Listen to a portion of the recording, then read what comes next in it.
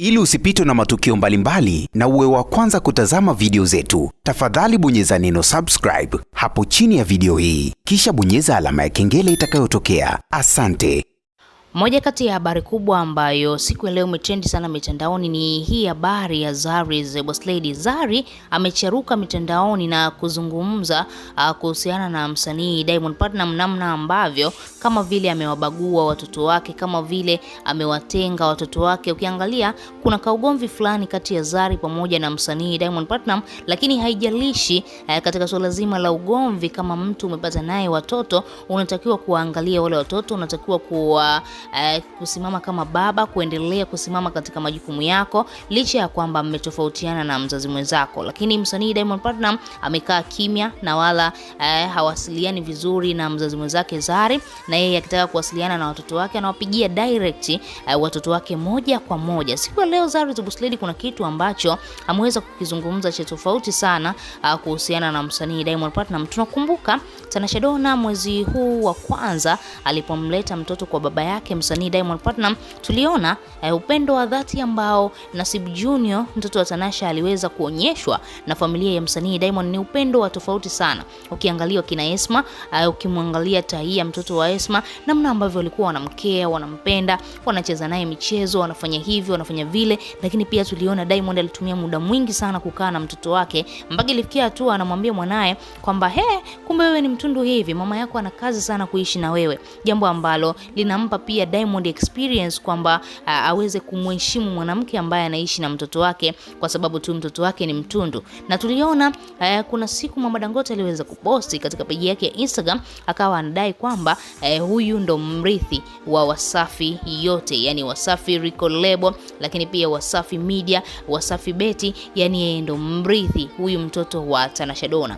Baada ya bibi yake au Mama Dangote kuzungumza hivyo na kuandika katika peji yake ya Instagram kwamba Nasib Junior huyu ni Diamond mtupo, kwanza akaja akasema huyu ndiye mrithi wa Wasafi nzima, kuanzia record label, ukija katika media, lakini pia ukija katika betting, Wasafi Betting, yeye ndo mrithi wa kila kitu hapo. Sasa Zari the Boss Lady kitu ambacho amekuja kukihoji hapa ni kuhusiana na hilo sakata kwamba huyu Nasib Junior mtoto wa Tanasha kwamba yeye ndo mrithi, lakini hao watoto wake watarithi kitu gani? Hao watoto wake hawahusiki au kivipi?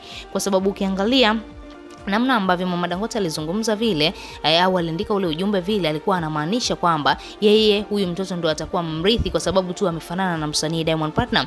Vipi kuhusiana na hawa watoto wengine? Vipi kuhusiana na Tifa? Vipi kuhusiana na Nilan? Lakini ijapokuwa tunajua kuna mtafaruko fulani kuhusiana na Nilan kwa sababu tu Diamond Platnumz aliweza kumuhisi kwamba yule mtoto sio wa kwake, jambo ambalo likapelekea baadaye Zari akakasirika, mambo kama hayo. Lakini kiufupi Zari the Boss Lady ameweza kuzungumza na Diamond, ameweza kurekodi video na baadaye akaiposti katika ukurasa wake wa Snapchat, akawa anazungumza na Diamond, anamwambia kwamba natamani kujua kwa watoto wangu umeweza kuwagaia kitu gani au watarithi kitu gani, kwa sababu ulisema kwamba huyu Nasib Junior mtoto wa Tanasha Donna ndiye mrithi wa Wasafi nzima, inakuwaje kwa upande wa watoto wangu? Sio kwamba Zari ana shida au Zari ana dhiki sana, lakini haki ya mtu apewe mtu mwenyewe, kwa sababu tunafahamu ile ni haki ya watoto wake. Haki ya watoto wake ni kwamba ni mali za baba yao.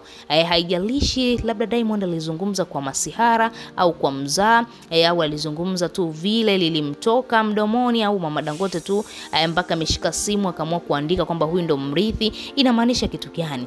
Na Zari the Boss Lady kitu ambacho amekizungumza, amedai huenda familia ya Diamond Platnumz ilikuwa inamfikishia ujumbe kwa namna ya tofauti, kwa namna ya mafumbo, kwamba aelewe hao watoto wake hawana chake hapo, hawana chao na wala hakuna chochote ambacho watakipata, kwa sababu tunafahamu tu Zari na Diamond wamegombana. Ndicho kitu ambacho kinaendelea kumsababisha Diamond aendelee kuweka kiburi na kumuonesha kwamba Zari anaweza akafanya kitu gani na kitu gani.